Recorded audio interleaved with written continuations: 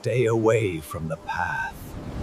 Join us in the darkness! They said no one who touched the pot returned the same. Some came back rich, but mad. Some came back powerful, but alone. And some never came back at all. So when a poor boy from the dusty village of Okagbon walked straight into the forbidden forest at midnight, carrying nothing but a broken calabash and a dangerous question, the entire village knew one thing.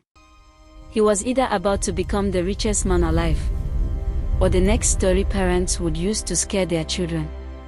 In the heart of southwestern Nigeria, where red earth roads twisted through palm trees and ancient gods still whispered through the wind, lay the village of Okagbon.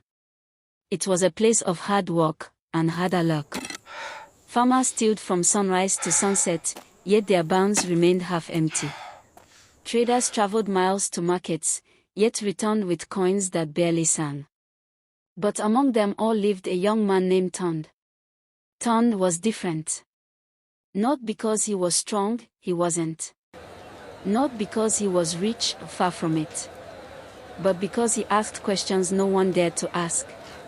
Why do some people struggle forever? He once asked his mother. While others touch money and it multiplies like magic. His mother sighed, tying her wrapper tighter. My son, wealth is either from luck or from spirits. Leave it alone. But Tunde couldn't. Because hunger has a way of making curiosity louder than fear.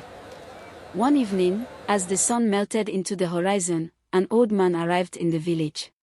He was tall, with skin like dry bark and eyes that seemed to see through time itself. No one knew where he came from. But everyone knew to respect him. They called him Baba Ijina, the man of deep secrets.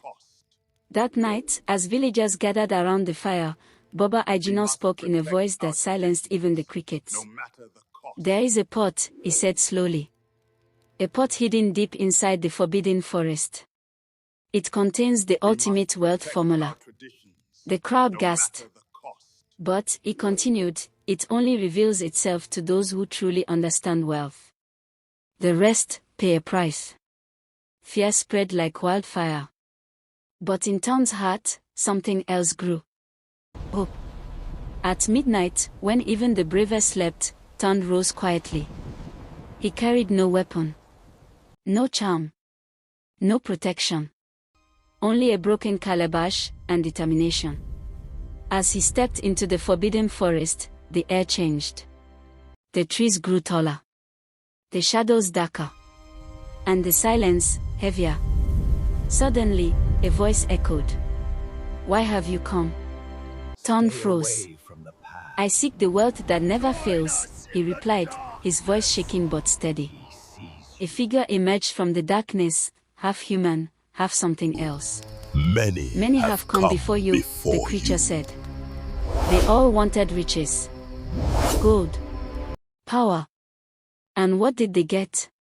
Tunde asked. The creature smiled. Exactly what they deserved.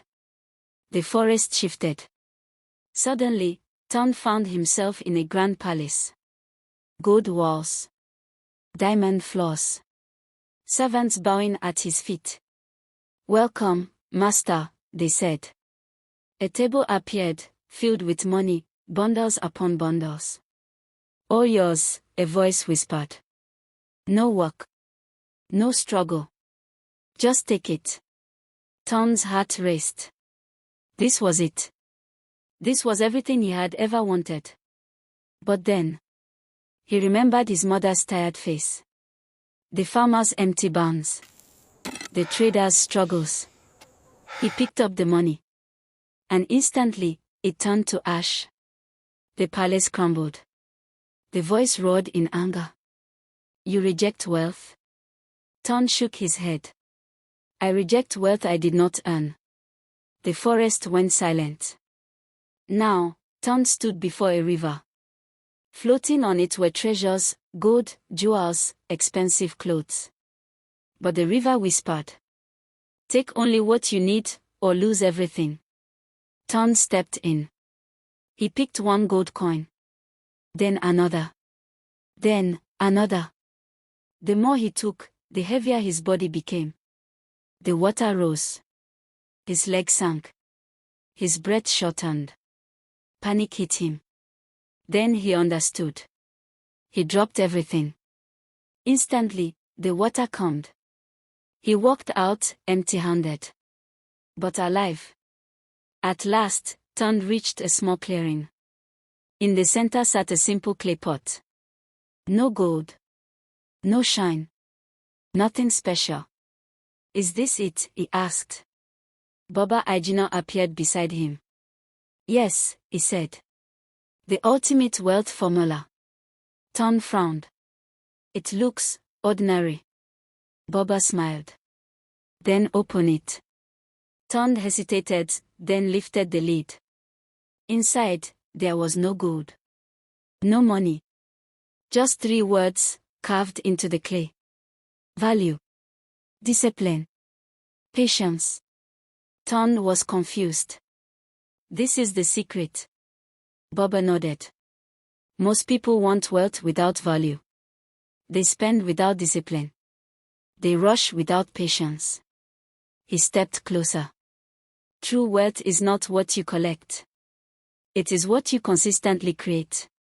Tunde returned to Okagbon the next morning.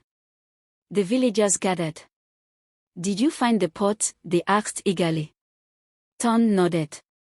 And where is the wealth? He smiled. I brought it back, but not the way you think. Days turned into weeks. Weeks into months. Tunde didn't become rich overnight. Instead, he did something strange. He started solving problems. He helped farmers improve their harvest. He helped traders organize their goods better. He saved every coin he earned. He invested slowly, wisely. People laughed at him.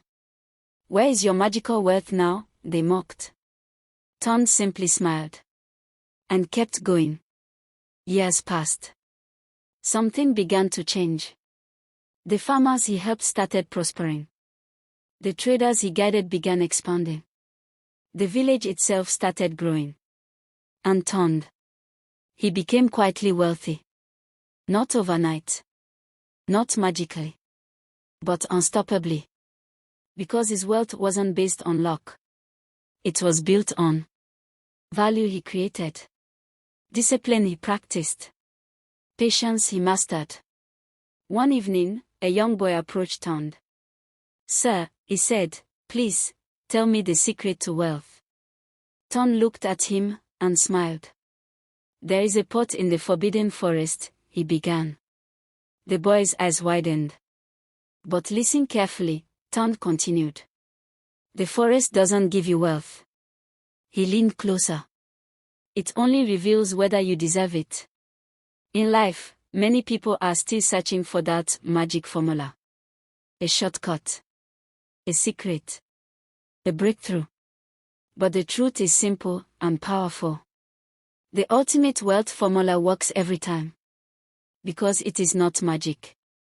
It is mastery. And just like Tunde, anyone who understands it will never be poor again.